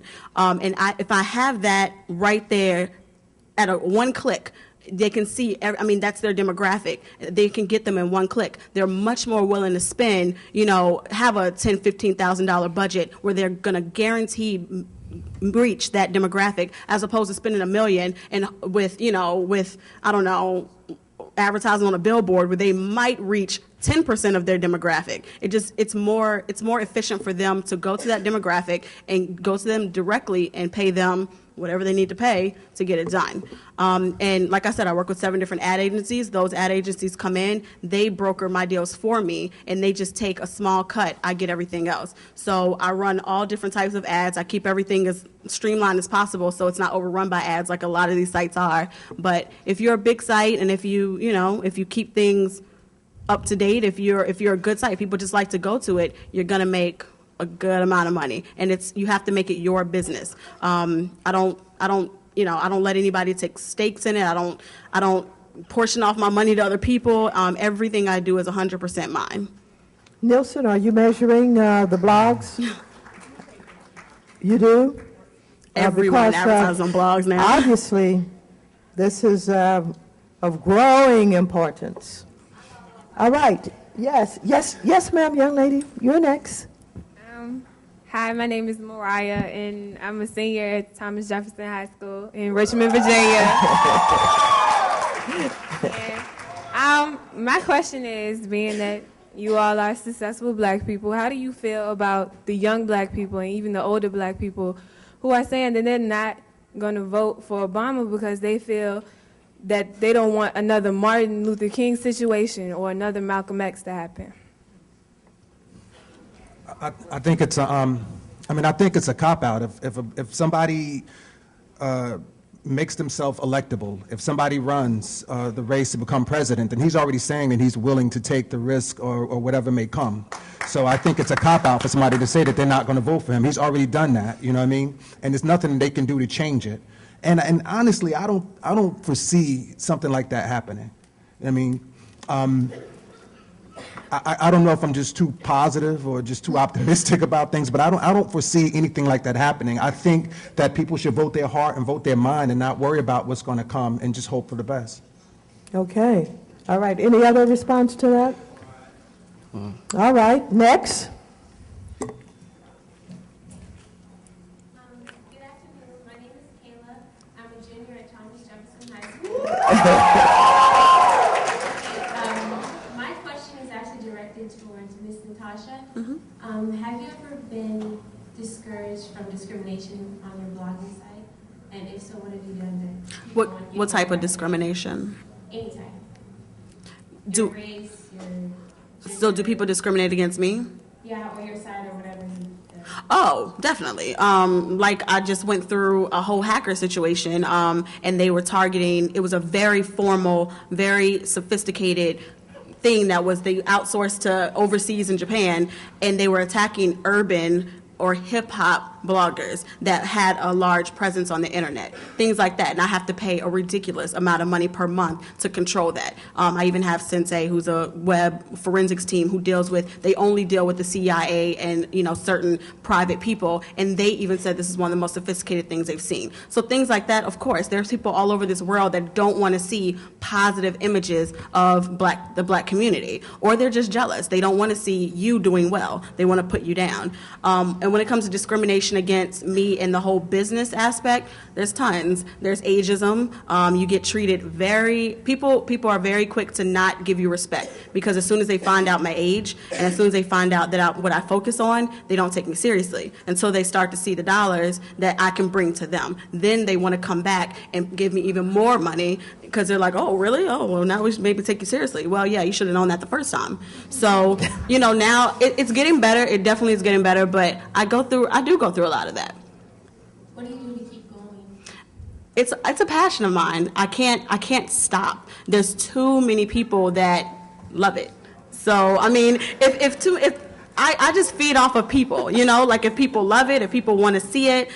Same thing with after Katrina, I was ready to stop everything. I even wrote a whole long blog posting on my site. I'm leaving, I'm not coming back, I hate everything, I hate the world, can't believe our government did this. And everybody's like, no, don't leave us. You know, like it's a necessity. If it's something that's needed, if I love it, I can't stop something I love just because somebody's trying to put me down. I don't care. Obviously, you're trying to put me down because you're scared of what I can do. Right. So I'm going to do it more.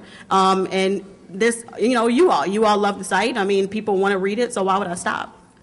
All right. Yes, ma'am. You have a question? Yes, ma'am. Thank you so much. Welcome. It's an honor to stand before you and the distinguished panel. My name is Teslyn Figueroa Turner, and I co-host a political talk show in the great state of Florida, Congresswoman Brown's district. And my host of the show, and I won't bring his name up, you know him well, though.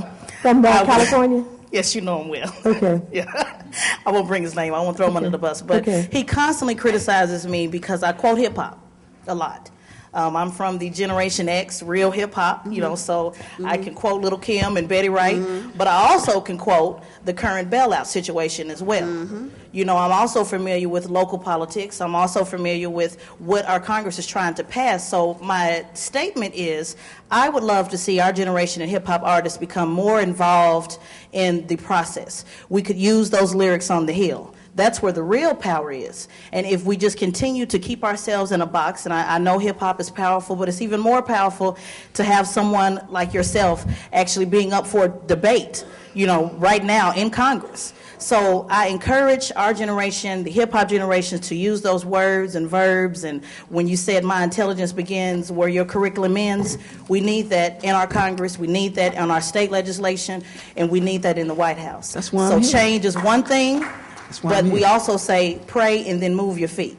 Right. So move those hip-hop sneakers. Let's really make a difference regardless of what side you're on, and let's bring that intelligence to what our country so much deserves. Yeah. Thank you. Wow. Music has, just to interject, just to elaborate for a second, music has taken me everywhere in my life. Nothing else has, besides God. Music has taken me everywhere that I've been. All music. I was actually in college, and I had the opportunity to travel and get a recording deal.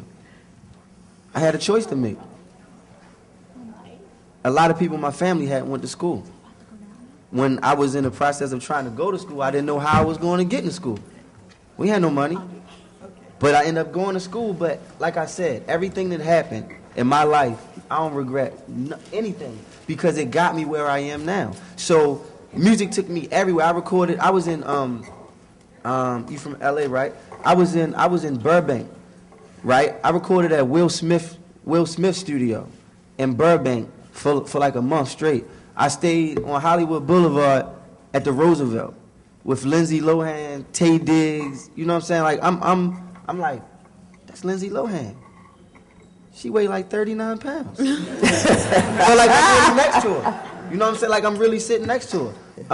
I'm mingling and just doing different things. Like I was sitting by the pool and I'm talking to this white guy and he like, we just talking. I'm like, yeah, I rap. He like, yeah, I love rap, right? He said, I asked him, what do you do? He said he sells jets. I said, you sell jets? Real jets? He said, I sell jets. He said, I want to introduce you to my buddy. So he introduced me to his buddy. I said, well, what do you do? He said, I cut diamonds. I said, okay, let me think. You sell jets and you cut diamonds. I need to be y'all friends. Where I'm from, they sell something else and they cut something else. Oh! I wanted to talk about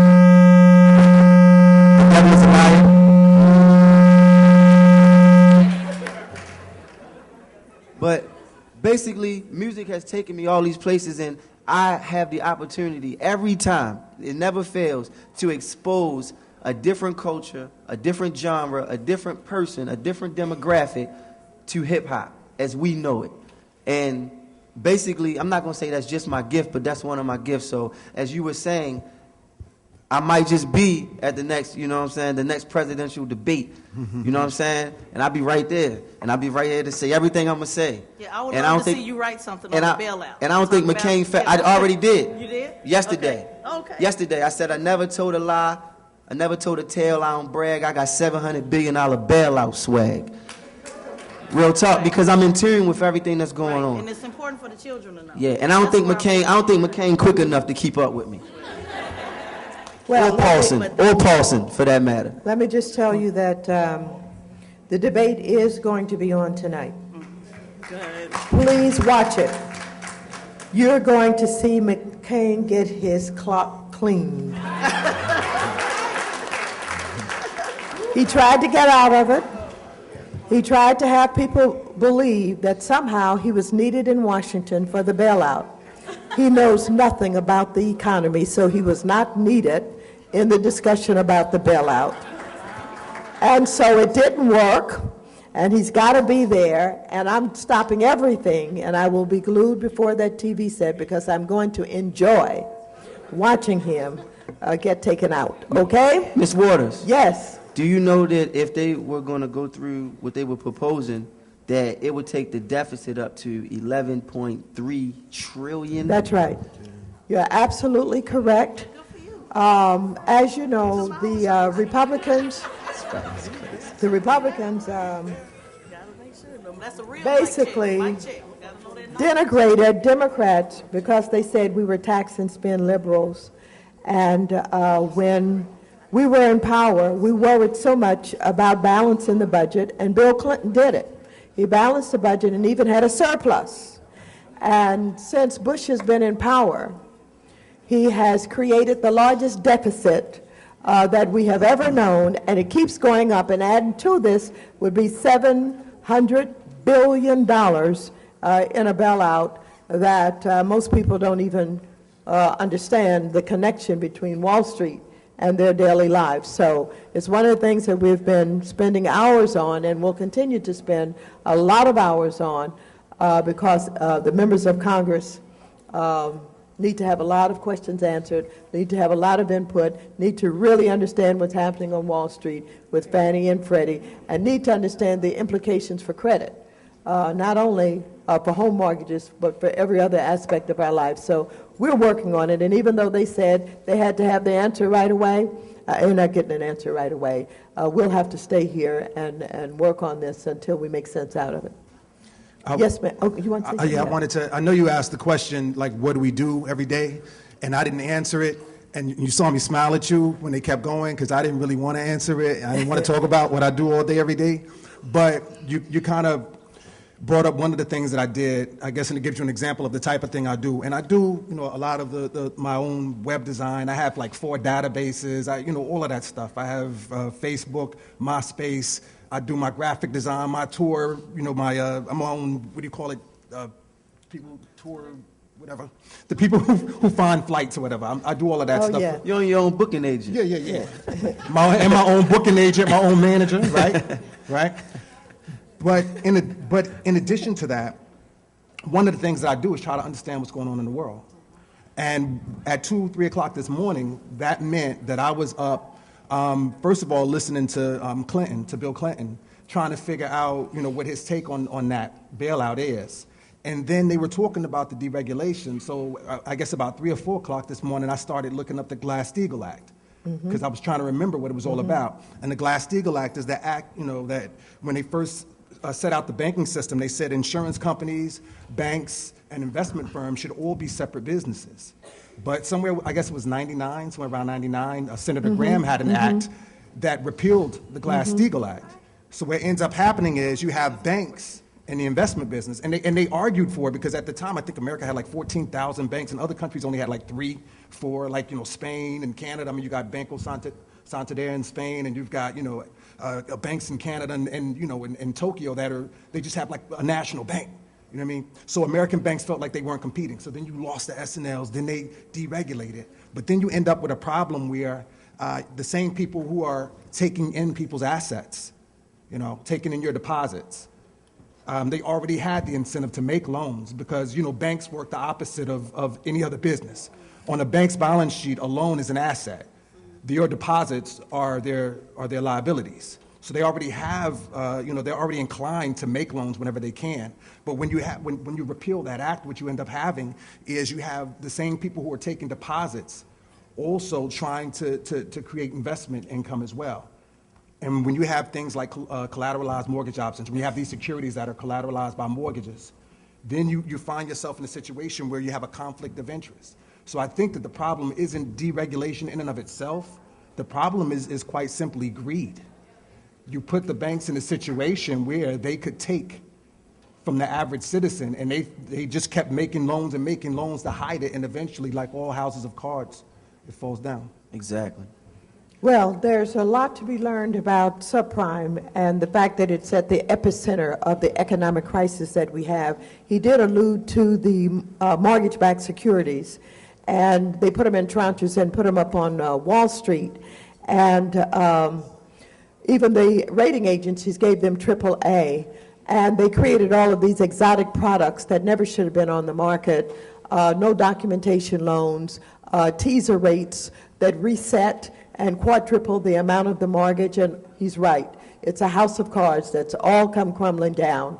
And we've got to find a way, if there is to be a bailout, to save those homeowners who are at risk of foreclosure. And it can be done.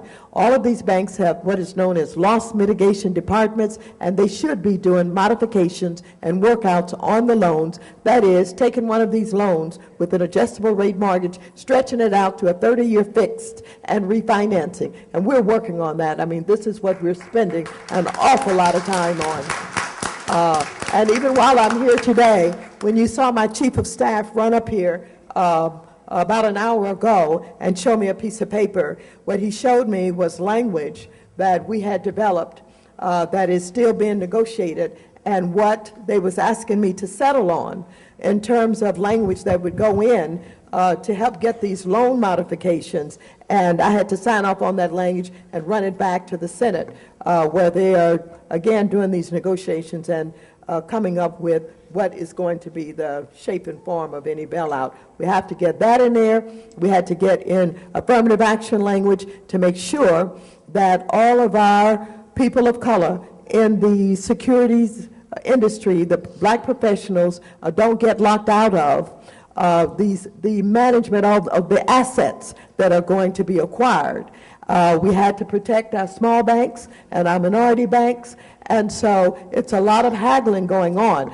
I am not yet online because they have not included bankruptcy in all of this, but what we have to do is be prepared in case this thing is going to move, to make sure that we don't end up in a situation where our asset managers, our lawyers, and our consultants, and our accountants, and all those people who play in the Wall Street markets and in this financial services industry don't get left out. And so that's really the fight that's going on behind the scenes right now. Yes, ma'am. Hi, my name is Natasha Eubanks, and I was just wondering, this is a question for Natasha. I'm from Richmond, Virginia, CJ. And,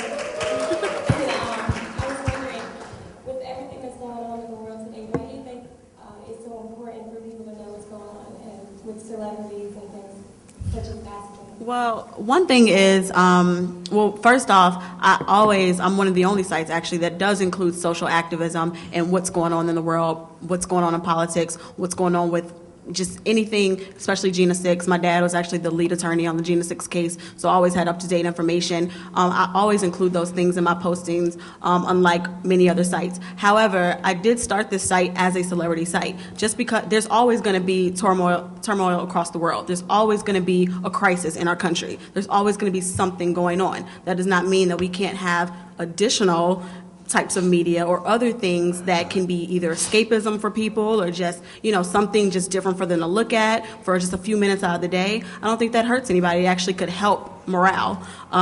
If you're just completely submersed in all the horrible things going on and the recession and the economy and, 24 hours a day, that gets monotonous and it gets depressing. So why not just look at what a celebrity's doing? Like, oh, look, Rihanna's at Fashion Week. Look what she's wearing. That's hot.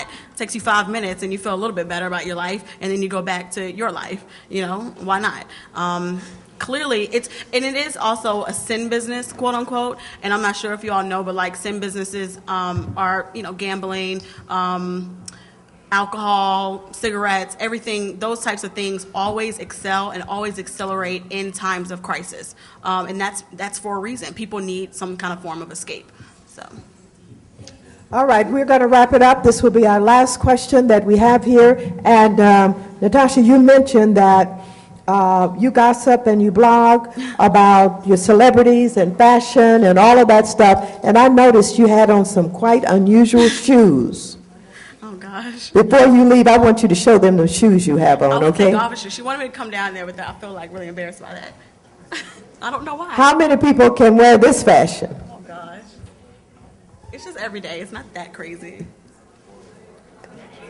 They're from YSL. Yeah, they're cute. Yeah. Oh, that's great. That's great. How many inches is that here? It's 5 inches. Actually, 5.5. Right. I'm short though. I'm only 5'3", so I'm always trying to wear like 5-inch heels so I can, because people don't take me seriously. So I gotta. Our last question. Thank you. Thank you, Congresswoman Waters. My name is Jolanda Jones. I'm a baby elected city council member in Houston. You're Alicia. The tribute one. What's your name? Jolanda Jones. Okay, Jolanda. Yes, ma'am. Yes. I know your husband from 5th Ward. I'm from 3rd Ward. That's but right. He's case, 5th Ward. In any case, I just want to ask each of you if you've ever considered running for office and not just sitting on the pedestal. I know that I'm sort of different in Houston. I look different. Most politicians look the same way. And it's really hard to get people to understand you if you're not a decision maker. And we just went through Ike. In fact, we're still going through Ike. Yes. And it's very difficult. And it's like you said, Natasha, that we need distraction. This is weird. I was on Survivor, so a bunch of my friends from Survivor, Amazing Race, and Big Brother are coming to Houston to raise money in October as a distraction and for Ike. But apart from that, it is very important, I think, for us to be elected. Yeah. Not just do forums, because people need to see who we are. And so I'm just wondering about your interest, because politicians determine who gets aid, who gets money, who gets bailed out. So do any of you think of that, and after you finish doing what it is you do, would you consider doing that? That's so funny that you asked that. Actually, I was going to law school to be a lobbyist, and I actually wanted to also be a politician. I wanted to be I interned 3 times, for 3 summers on the Hill with both on the Senate side and on the House side. I love politics as much as I love celebrity gossip. Love it. I've always wanted to be in politics, but more on the state level, because I think that a lot more things get done. It's 2 completely different fields. Federal government and state government, 2 completely different things, but I love state government because of the activism. Local is a good thing, too. Oh, no, local as well. Local and state are definitely getting things done. Federal government is very difficult to get things done. It's huge bureaucracy. I love it, though. Like I said, I interned here 3 times, so I love it. But, I always have aspirations to do so. My dad's actually running for judge right now in Louisiana, so it's all throughout the family. Okay, Los, you interested? She's asking you. I actually never was interested in being a politician. It's just not my thing. I actually like what I do. I actually love what I do, and I think there's a lot of politics that goes into what I do, and in a lot of different ways. I can be persuasive. You know what I'm saying? I could help politics, like if you run for president or something, then I got your back. Thank you. I'm gonna say vote, YBF. Yeah, thanks. Like that, and I want to be on the other side of it. I don't really want to be a politic, but I love public speaking and talking to the youth and helping guide them in the right direction. So you know what I'm saying. I mean, politics it's a woo. It's a beast. It's a tough game. It might be a little bit iller than the rap industry. Yeah, politics a little rough. So, yeah, I mean, I'm gonna definitely tell the truth on that aspect of it. But I like what I do. I love what I do, and I couldn't ask for anything more. So, I just vote. Everybody voting? Yes. And registering. All right, thank you so very much. You've been a wonderful audience. Did you have a good time today? Yes. Did you enjoy your panel for today? Give them a big round of applause. Thank them for coming, and they may come back again. Thank you so very much. Always in Houston.